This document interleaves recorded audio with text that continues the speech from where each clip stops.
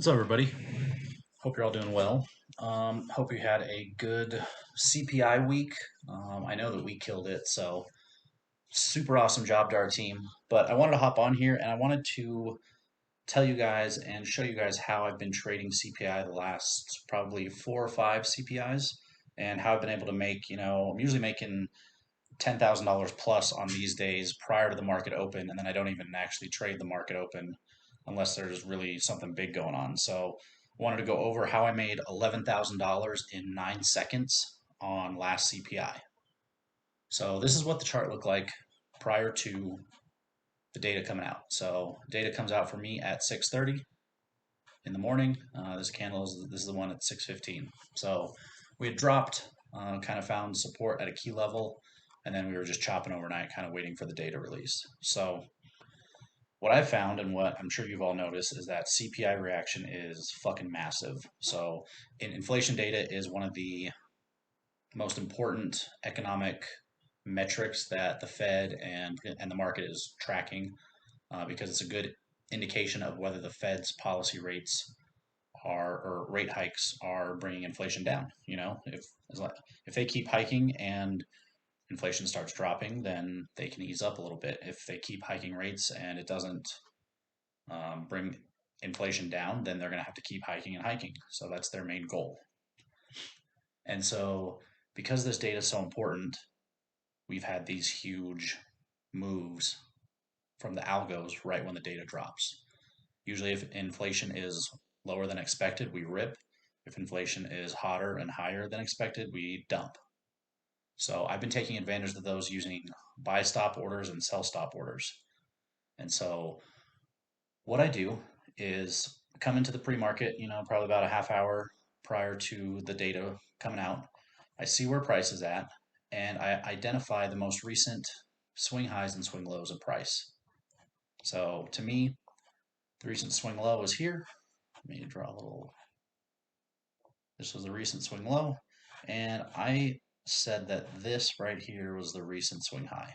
Basically, like key level to key level, right?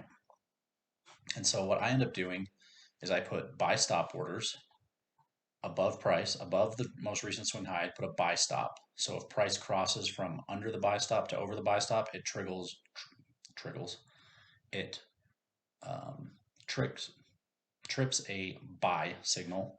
And if it drops under the most recent swing low and crosses over the sell stop, it triggers a sell order. So what I have here is that's my long position. So I put a buy stop right here. And I did one at 10,990, this last one. And then I did a short stop at 10,800. I probably should have done a little bit lower on the sell stop here because it almost got triggered, but it didn't. So I was lucky in that. But lesson learned, I'll increase the spread a little bit between the two. And so I actually put this one originally at 10,990 because it was over the most recent swing high and key level. But because I was anticipating a little bit more of a pump recently prior to the data coming out, we've had this pump on ES and NQ. And so I was anticipating that, and we didn't really get that. We started selling off. So as this was dropping the last, couple minutes, I was actually dragging my order down a little bit. So I actually got it filled, a little bit lower, and I put it like right there. And so I use my regular stop loss that I normally use on all my trades. It's about 60 points on NQ per trade because I'm usually targeting, 120 to 200 points on any trade I take. I should have moved this down probably slightly like this, but I didn't. So we were like right at 10,800. And this one was right about 10,970. I think I dropped it down a little bit. So that's where I was at right prior to the data coming out. And you can either do your. Oh, I think my mouse just died. Son of a bitch. You can either do your take profit in intervals, like you take profit here, here, here, or there is a cool feature on Tradovate under risk settings. So if you go to risk settings, um, you can actually do a daily loss limit and a daily profit trigger here. And so that's what I ended up doing. I ended up putting a daily profit trigger of $10,000. And so what this does, it's the maximum profit allowed for the day's session. And when your daily profit trigger reaches the amount entered, your working orders will be canceled, your positions will be liquidated, and your account will be unable to place trades unless its value is increased or disabled.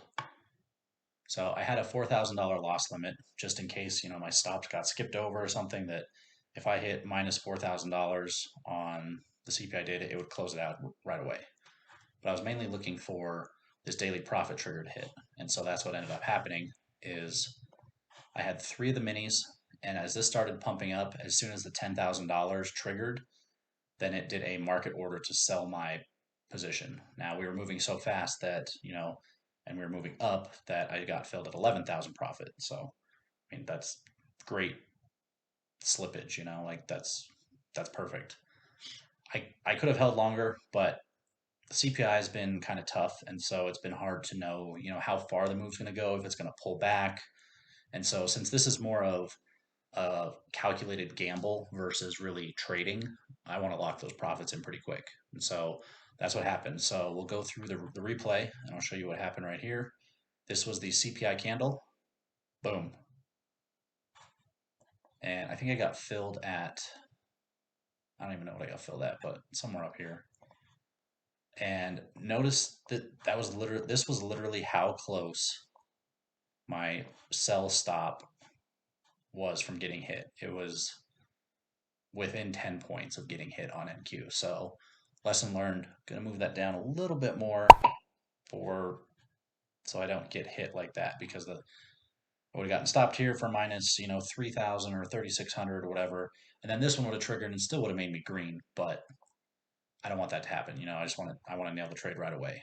And so once this triggered the $10,000 profit on the day, close out all my trades automatically, and that was it. I was done.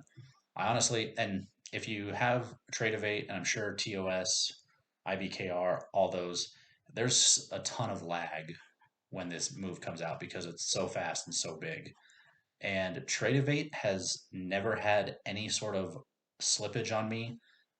It's always gotten filled, usually right where I place my order, which I have no idea how they do that, because I know there's a few traders in the Discord that don't even get filled on IBKR. I don't know if Thinkorswim gets fills like that, but I know Tradovate does, and it's been working for me, and it's been working awesome. So I'm gonna keep doing it. But yeah, if you want to set sell limits all the way up, maybe sell one at the next key level and then the next key level, you can do that.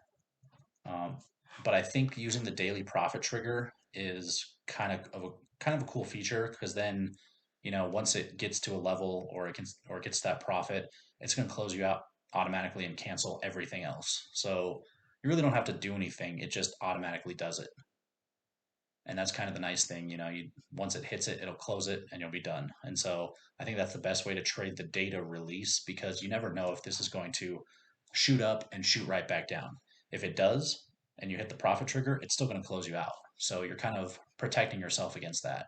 And then I also do an auto break even on these days as well. So I think I set it for 150 points.